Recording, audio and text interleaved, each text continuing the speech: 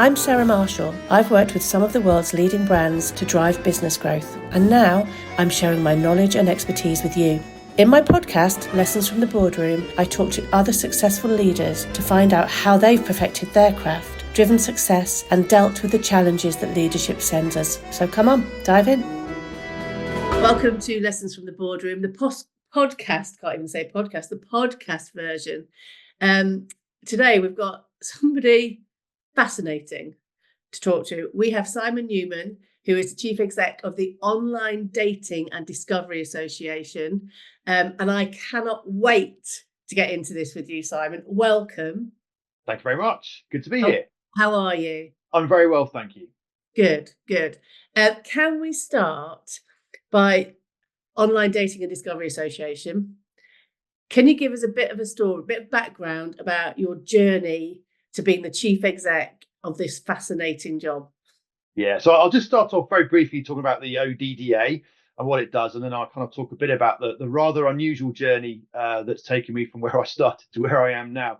So the Online Dating and Discovery Association is a trade body, and effectively it's the voice for organisations that are involved in delivering online dating or social discovery, which effectively is where people go and meet others for friendship, communication, and so on and so on. So I've been doing the job for 3 months, and our role is to hopefully try and improve standards across the industry, as well as influencing governments and policymakers, both the UK, Europe, and the US, and even further afield, to understand and recognise some of the challenges the industry have. So it's a really, really fascinating role. Yeah, and big challenges.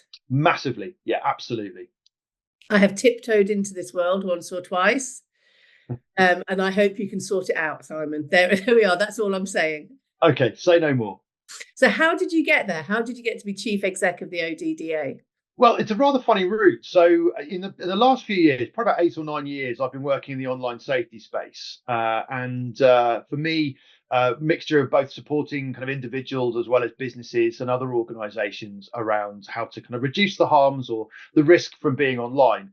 And I've done some work with the previous chief exec of the ODDA, and I thought, what a fascinating organisation to be involved in. She moved on to a different role and said, look, there's a job going here, and so I applied, and that's effectively how I got the job, really. But my background's kind of really unusual in the sense that I spent much of my career working in the civil service in the UK, in government and in policy roles. I've worked internationally as well, again, sort of in a similar capacity, working for a foreign government, a friendly foreign government, and also worked in cybersecurity field, again, for about the last 7 or 8 years as well. So a real mix of things. And one of the strangest things I guess I've done in my career is I've also set up an airline, which is quite unusual. So, just goes to show what a variety of different things you can do. What? You can't just drop that in. What airline? Well, it's not quite an airline in the traditional sense of an airline, but one of the things I was involved in was to set up the National Police Air Service. And in the UK, without boring people to death, regulation in aviation, it's either green or grey, which is military, or it's not, in which case it comes under civilian rules. And police helicopters come under civilian aviation rules. So effectively, when I built the National Police Air Service, I had to build it in exactly the same way as the likes of the EasyJets, the Ryanairs, the British Airways of this world as well. And a very interesting process, but not something that many people can put on their CV, I guess. Oh, man. So apart from your current job, yes, which has been your favourite? Because what a fascinating career. Yeah, I think it's difficult to say. Every job I've had, I've always enjoyed. I think there's certain aspects of them that I found really interesting and exciting. Probably the most fun I had was when I worked in the United Arab Emirates. I was employed directly there by the Minister of Interior and worked for the Minister of Interior himself, who was a really interesting individual. And I think what was exciting about that is you have a country that's just incredibly positive and also very rich. And it's so nice to have someone saying, actually, start with a blank piece of paper. What can we do? What's actually possible? What's achievable? And push the boundaries. And as someone involved in policy and innovation, it's so exciting, refreshing, rather than having someone say, oh, you can't do that, or no, that costs too much money. Just to say, no, think of the impossible. What could we do to make people's lives better? And I think that's a really exciting thing to be involved in. So really fascinating. And so unusual to be in that position. If I think of all of the leadership positions that I've been in, I can't think of a single one that wasn't restricted by budget. Yeah, I mean there are other restrictions clearly, but the basic concept of we want to be the best country in the world in everything, and we've got money to do it. What Yes. we need is help in order to get there. Yeah. And you've got a specific job around domestic security and sort of issues that are around crime and policing. Look at what goes on around the world. What can we learn from that, and how can we make things better for our citizens and people who come here and live as residents and tourists? Which is just, it's great. And I think, one of I'll say this jokingly, I spent quite a few years working in the Home Office, and there's a great joke that everyone in the civil service or everyone in the Home Office has a double barrel surname, with the last part being no. And it's a sad reflection on what I think UK can often be like, is that we are quite negative. Yeah. And we don't push the boundaries as much as we could do, and that just goes to show what's really achievable. It's now the safest country in the world. It's got one of the fastest rates of economic growth. And those things are achievable because of the attitudes of the people involved. And I think that for me is what I found so exciting. Well, let's take this note of positivity and dig out some lessons that you've learned along your way, if that's okay. Of course. Can you tell me about the best lesson that you've learned? So I think the best lesson I've learned is probably one that's been reasonably recent, and that's about making sure that you've got people around you who are able to listen, but also challenge. In my previous role, there was a period of time where I was not particularly happy, and that was to do with perhaps the direction of things were going at a national level.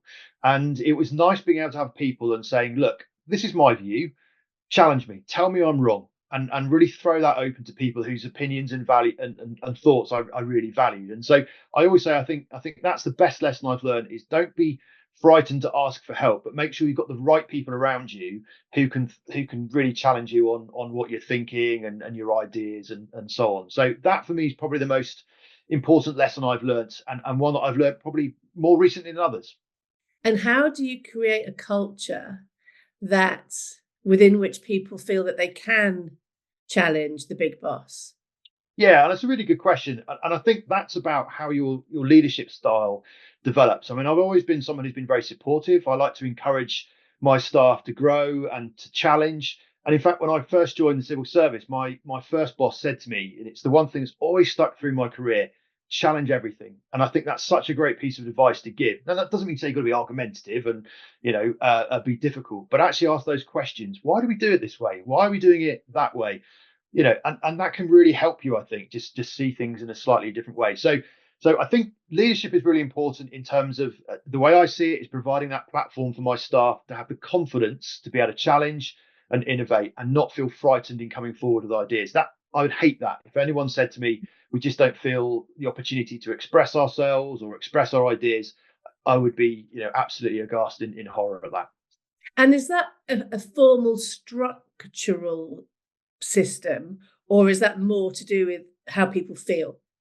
I don't think it's formal at all, and I hate formality to some extent. I think you've got to create an environment where it is very flexible. Everyone works differently, and you've got to build on their strengths and hopefully allow them to be creative and innovative in whatever way they find best. And I think that for me is the real strength of good leadership.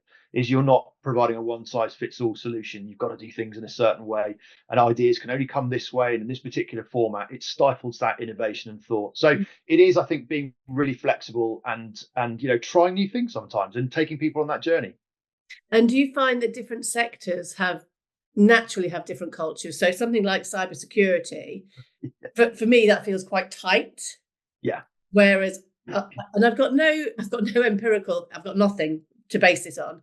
Cybersecurity feels quite tight, whereas online dating and discovery feels a bit looser for some reason to me. Is that? Oh, it's a whole new world. Yeah, I've learned new things and new ways of working, which actually is I really love. It's challenging your kind of ways of working and your whole approach. But you're right, every sector is different, and I think the cultural part's so important. And I often go into businesses, perhaps in previous roles, and you see that same sort of structure. And I'm going to be controversial and say that I think that's often a weakness of management.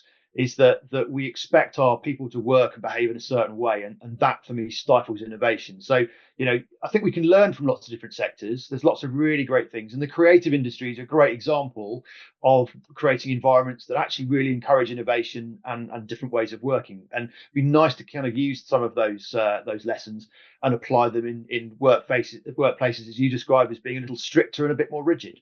Yeah, I can feel that. If I think about places that I've worked, like I know BT or Barclays, Yeah, they're brilliant on one hand in that they've got their shizzle together, right? They've yeah, got the systems and processes and ways of working that do smooth things. But equally, there is a certain way of doing things. And that's how, and I know for like organizations like Coke or Disney or Universal, where I've worked as well, it tends to be a bit more, this is how we do things, rather than, okay, well, let's just explore. yeah. And it's interesting. One of the things I'm quite reflective as a person, and I often think, part of me would love to be the type of person who could just follow rules. No. I'd probably have a lot less stress in my life if I was just saying, "Oh yeah, that looks great. I can fit to the culture," but I'm not. And I think I look at some of those things and I look at some of those behaviours sometimes, and I think you just don't see happy staff. And for me, if you've got staff who are engaged and motivated, they're more productive. And that's where you get real growth. And looking at a government level, one of the things that I think is a really great idea. We monitor the success of a country quite often on its economic performance. There are a handful of countries around the world who measure happiness. And How happy are their citizens? And I think that's such a rewarding and encouraging way of looking at what works. So yeah. I think shifting the narrative from how we used to work, and we haven't really changed much in 100 years. The pandemic kind of forced us to work in a slightly different way. We're starting to go back into the old ways, into embracing something for the future. And I think that's a much more exciting and different approach, which hopefully will work well. I agree. Okay, tell me about the hardest lesson that you've ever learned. Failure. Oh, I I, I, can't, it, I can't believe that. no, but it's again, it's really interesting. I think one of the things I've learned, it is that thing about failure. No one goes in expecting to fail. And I know you read lots of stuff and you hear lots of people say, oh, to be successful, you've got to fail a couple of times. But it's a really alien thing to think about until you've actually been through it. I look back again at a particular period of time where I was running again a small cyber division of a company, and the idea was actually to do with policing. We were looking at trying to create an assurance scheme for businesses to show that they've got a very low level of cybersecurity things in place, so below the government standard, but for micro businesses. And it just didn't take off at all, and I couldn't understand why. And I think on reflection, there was loads of effort going into it, but perhaps I didn't really understand the market enough. I hadn't done enough market research, and so that's quite hard when you fail because you're really passionate about it. It's your idea, it's your baby, but for whatever reason, it doesn't work. So that's the hard lesson. What did you do? But go on, sorry. What did you do with that lesson? Well, I think that's the next thing, isn't it? It's important, failure is okay, providing you can learn from it and understand the reasons why that failed. And that was a real eye opener for just helping me understand the importance of things like proper research, piloting things, testing things. And whilst you're often keen to fly into these things at 100 mile an hour and get off the ground really quickly, sometimes taking a bit of time to do those things up front can save an awful lot of grief later on. So, lessons I think from failure are really, really important. I often talk to my clients about sanding their skirting boards, and it's that boring bit of decorating, and you just want to throw the paint on the walls, don't you? You just want to get the paint on the walls, but if you don't do a bit of sanding, then it looks crap. Well, go on, sorry. And it's the same in business. If you don't do your insight and your due diligence, and if you don't base your activities on customer understanding, then your walls are going to look shit. Yeah, although to be fair, my wife will joke about this. I'm really dull, but I love the preparation side. There's nothing for me that's more exciting than sanding down walls, filling in holes, and preparing stuff. My wife was like, I can't be bothered with this. I just want to put the last coat of paint on and that's it. And I'm like, oh, no, I've got to get the walls nice and smooth, and so on. So, I think that preparation side is really important. And wearing another hat, I also train civil servants, and one of the things I often say to them is that the more time you spend at the beginning part of a process, particularly in developing policy, the better the quality of the outputs. So people have this tendency to jump straight into solutions. I've got a problem, right? Let me find a way of dealing with it without really understanding the nature of that problem they're trying to solve. So yeah, I'm kind of learning all the time, but for me, failure is the hardest thing, and I think it's important not to be frightened of failure, but go into it knowing that you're going to fail at some point, but then you learn from it. Yeah, I completely agree. What is the single piece of advice that you would give to somebody else in your position? So there's a couple of things really I'd say. So the first one is about networking. And I think that's really important because sometimes as a leader, I think you can feel on your own. You've not necessarily got people around you immediately who can tell you whether they're doing something right or something wrong. And equally, there will be people who've been through exactly the same that you're currently going through. So just asking them, what happened when you faced this situation? How did you deal with that? What words of advice you can give? So for me, that importance of building that network is really useful, and equally the network with people outside the day job, because you need someone just to sort of sound off and kind of let go some of the stresses sometimes. The second piece of advice I often give, and it's a really strange one, is about saying yes to everything. And it's a philosophy that I followed through my career, and it's been incredibly rewarding, albeit I am overworked, I accept that. But there are great opportunities that will come your way, and I think it's always interesting and fascinating to say yes, because that develops my own learning. I pick up new things and I can apply them in different areas. So I think, again, we have a habit of being Brits. We quite often just focus on one thing at a time, and we trudge through the week, and it's, oh, look, it's another weekend and so on. Whereas actually sometimes saying, you know what, I really want to try something different. Let me get involved. Maybe it's volunteering, or maybe it's get involved and do a bit of public speaking or something. And it just opens your eyes to so many different things. So I think say yes is another really important aspect for me. I love that. Interestingly, when my mum died 18 years ago now, she was the front of the family. My dad was very, well, not quite antisocial, but you know what I mean. And somebody said to him at the time, for a year, Jeff, say yes to everything. Because if you say no, people will stop asking you eventually. And fair play to the man. That's what he did for a year. He said yes. And Brilliant. He would whinge. He's a typical Yorkshireman. He'd whinge and moan and, oh, I don't want to go there and I don't want to do this. But he did it. And I think that probably enriched his life. Yeah. And made sure that he had the network and the support. Now, that's not a business analogy, but I completely agree with you in terms of having a positive, proactive stance, rather than a position of, no, I'm not going to do that. Yeah, and a good example. So this week on Tuesday, I chaired the DigiGov conference at the Excel. So two of my guests on that are the Secretary of State for Science and a minister in the House of Lords. So again, that's great from raising your profile, but it's also brilliant for being able to connect with real influencers and leaders. And that knowledge and experience you can take into the day job. So for me, by saying yes to volunteering to chair a conference for no fee, actually has benefits in other ways as well. And I think that's why I always say yes to things, because you never know quite how useful that's going to be at some point for your own career and leadership. And enriching. Absolutely. Yes, great fun, if not a little tiring. On that one. Yeah, but if you say yes, you are going to be knackered, Simon. I mean, I know. Okay, well, that has been absolutely brilliant. I could genuinely sit and talk to you all day. Likewise, thank you. But you've got dating apps to fix for me, mainly. We will love you and leave you. Thank you, Simon. You've been amazing. Thank you very much.